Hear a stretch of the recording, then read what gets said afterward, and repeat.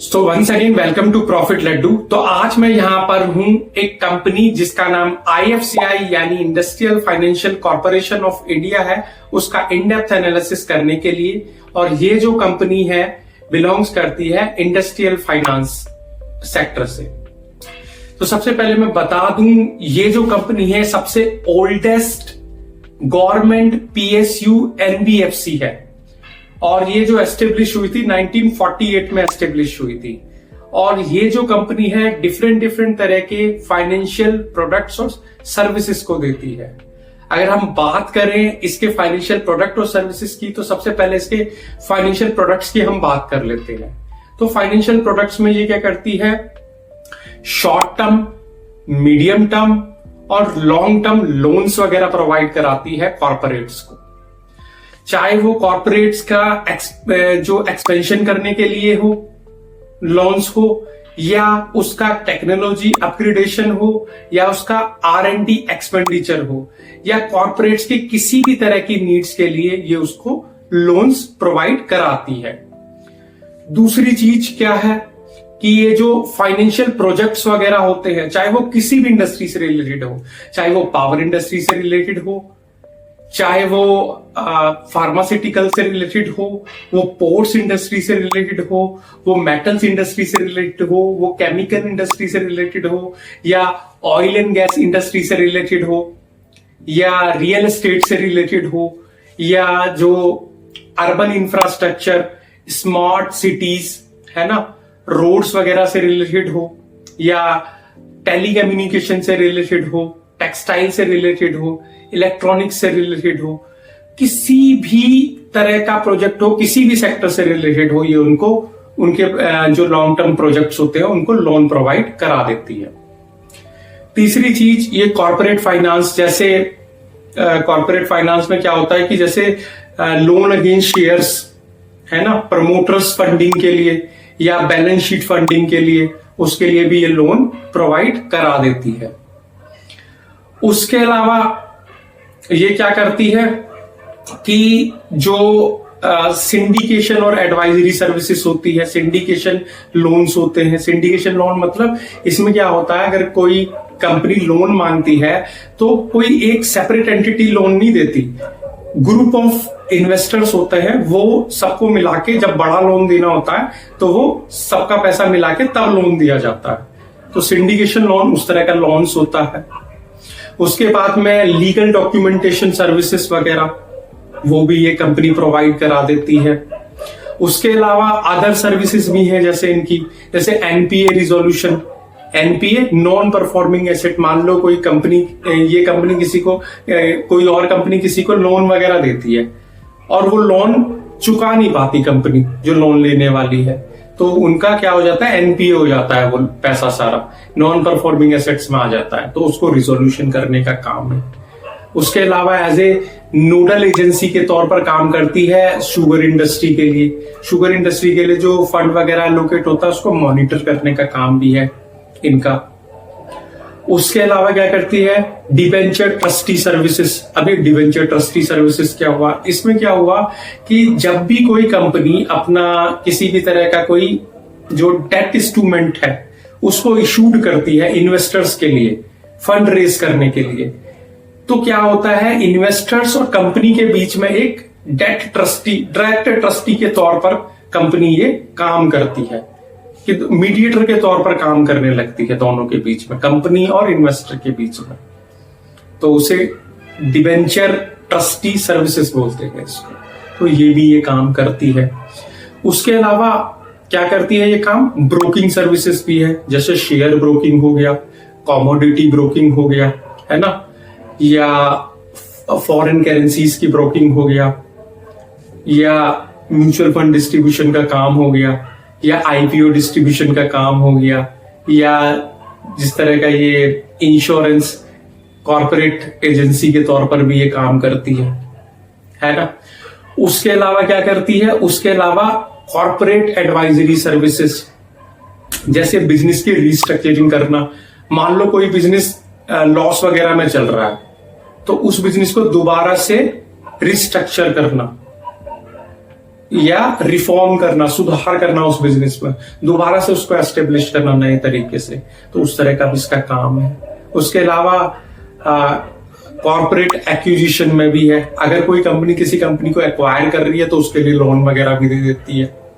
उसके अलावा financial appraisal या इन्वेस्टेड अप्रेजल जिसको बोलते हैं, कि जो मान लो प्रॉफिट को जैसे कंपनी का कोई प्रॉफिट, कंपनी के फाइनेंस को एनालाइज करना, प्रॉफिट को ध्यान में रखते हुए उसकी सारी चीजों को एनालाइज करना, जो फाइनेंशियल रेशियोज वगैरह होते हैं उनको, तो वो उस तरह की सर्विसेज भी दे देती है।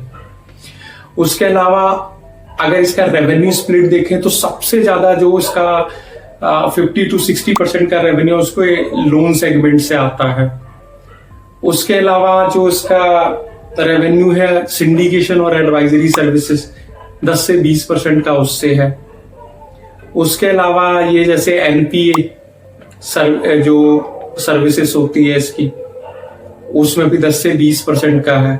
और ऐसे नोडल एजेंसी के तौर पर काम कर रहे हैं, जो फीस वगैरह होते हैं 5 से 10% उससे इनका रेवेन्यू में मतलब इनके कंट्रीब्यूट करती है।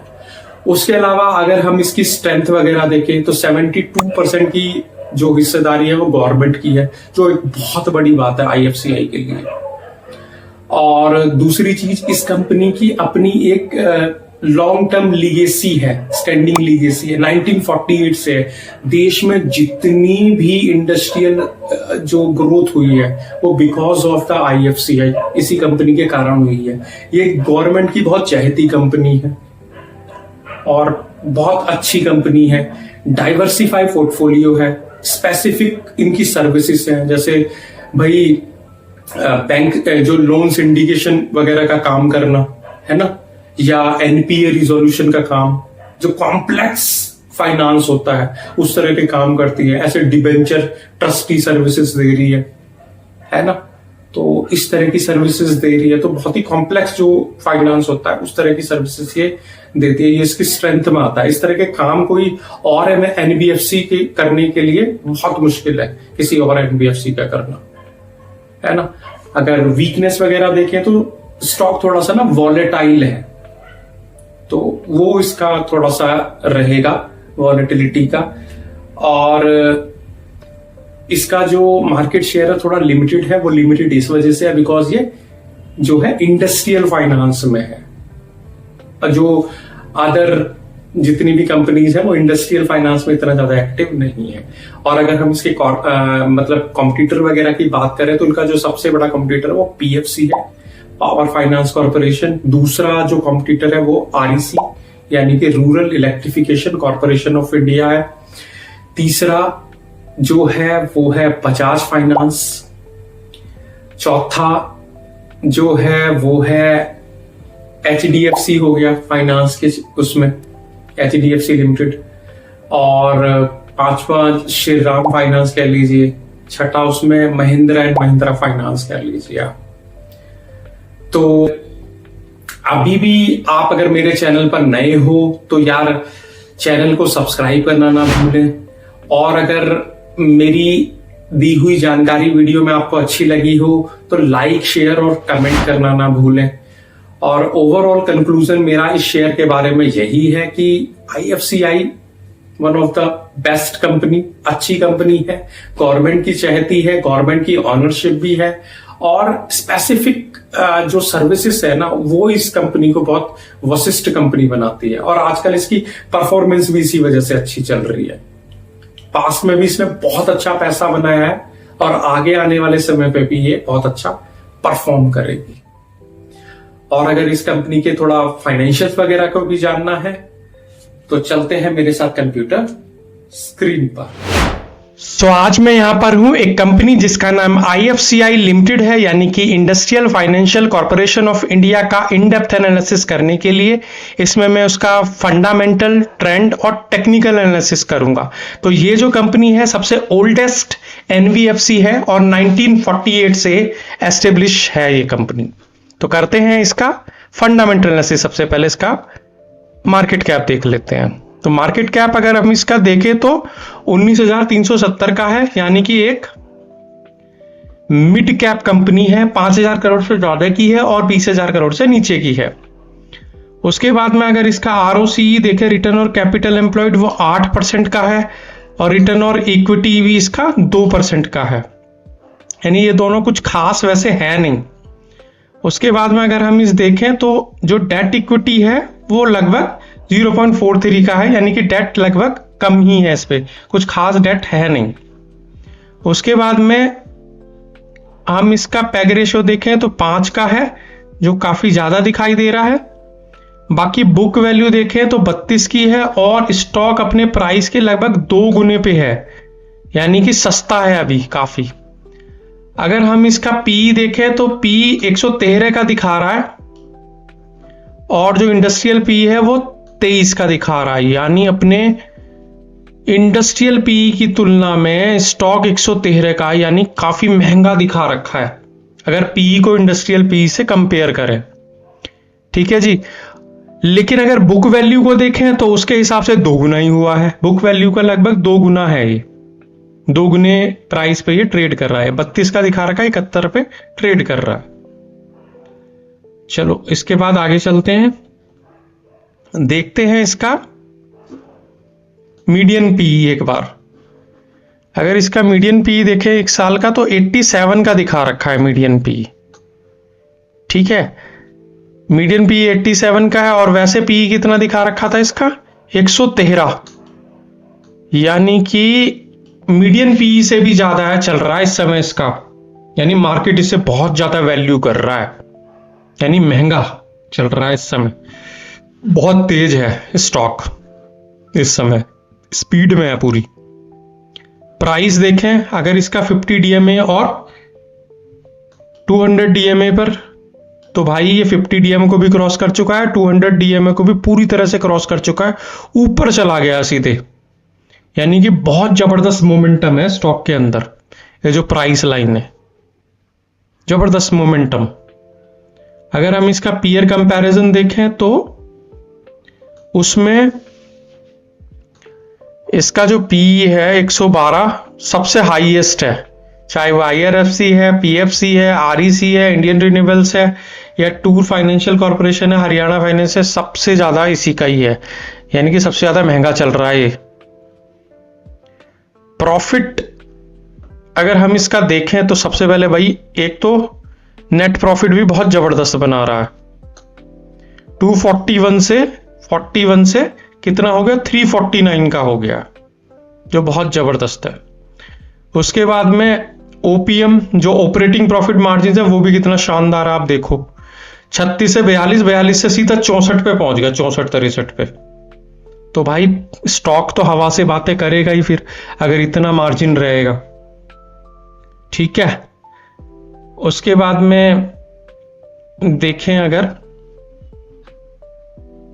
बैलेंस शीट वगैरह देखें तो CWIP भी थोड़ा ही है जितना करना चाहिए था, 13 से फिर भी 22 हो गया, डबल सा ही हो गया लगभग। और जो देखें कैश फ्लो वगैरह भी देखें, कैश फ्लो तो नेगेटिव है अभी इसका वैसे।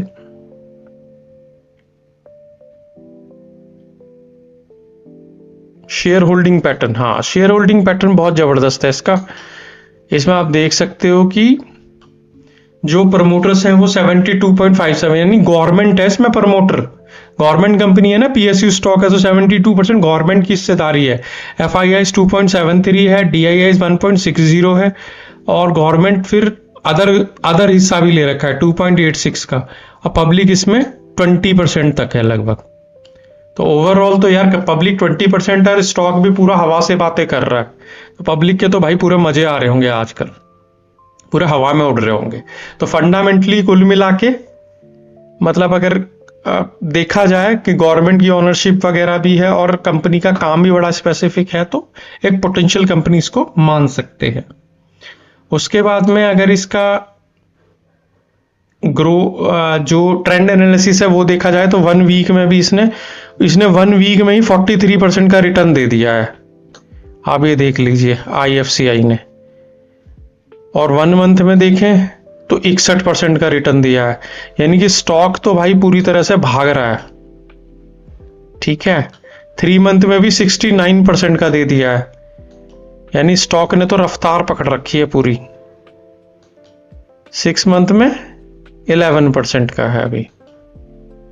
तो कुल मिला के कंपनी तो यार टॉप की है पूरी, और साल भर में भी ये पॉजिटिव हो रखा है।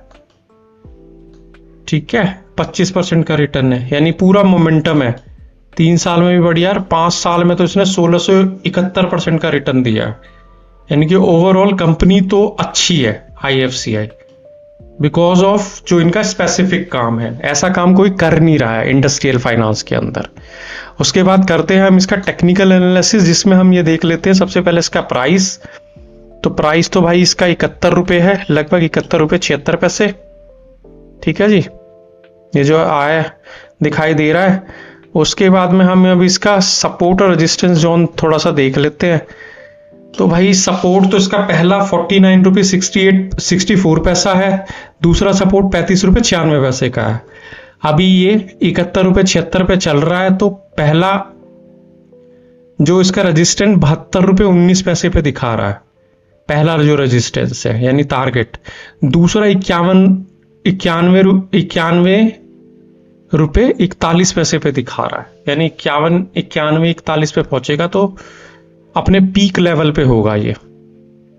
बाकी अगर इसका ये देखें, जो एक 20 DMA वाली लाइन होती है तो उसको भी ये क्रॉस कर चुका है। ये 20 DMA वाली लाइन थी, इसको भी ये क्रॉस कर चुका है, यानी कि जबरदस्त मूवमेंट है। 20 DMA पे भी है, 50 DMA पे भी है, और 200 DMA पे भी इसका जबरदस्त मोमेंटम है इसके अंदर। और अगर हम बात करें RSI की, तो देखो RSI भी कितना जबरदस्त हो रखा है, 67.82 पे है, यानी स्टॉक पूरा भाग रहा है। ओवरसोल्ड जोन में चला गया है, 60 से ऊपर पहुंच गया है, ओवरसोल्ड जोन में चला गया है। अभी नीचे भी आ सकता है, या अभी भागेगा बहुत, और भी भागेगा। अभी स्पीड में है, स्पीड इतनी जल्दी गिरेगी नहीं इसकी। और यहाँ पे भी इसने रिवर्सल दे रखा है, ये देखो यहाँ पे कट मार के सीधा ऊपर गया है, ये रिवर्सल है।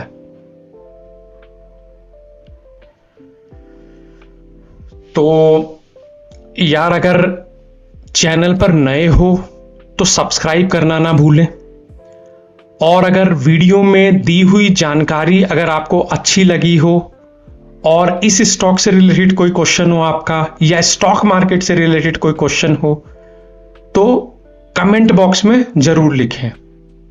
ठीक है जी। तो ओवरऑल जो मेरा कंक्लूजन है इस स्टॉक के बारे में कि यार फंडामेंटली भी बहुत स्ट्रॉन्ग स्टॉक है ये।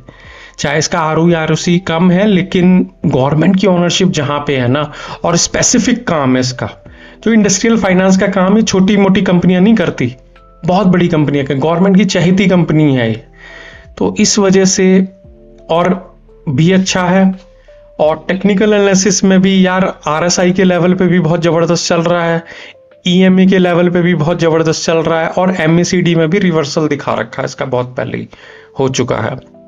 तो ओवरऑल स्टॉक भी अच्छा है और सभी जगह पे सिग्नल दे रहा है, बट इस समय बहुत स्पीड में है। तो भाई चलती हुई ट्रेन में चढ़ने से दुर्घटना भी हो सकती है, बस इस चीज का ध्यान रखना। तो मेरी तरफ से इस स्टॉक में बस इतना ही था। So thank you so much.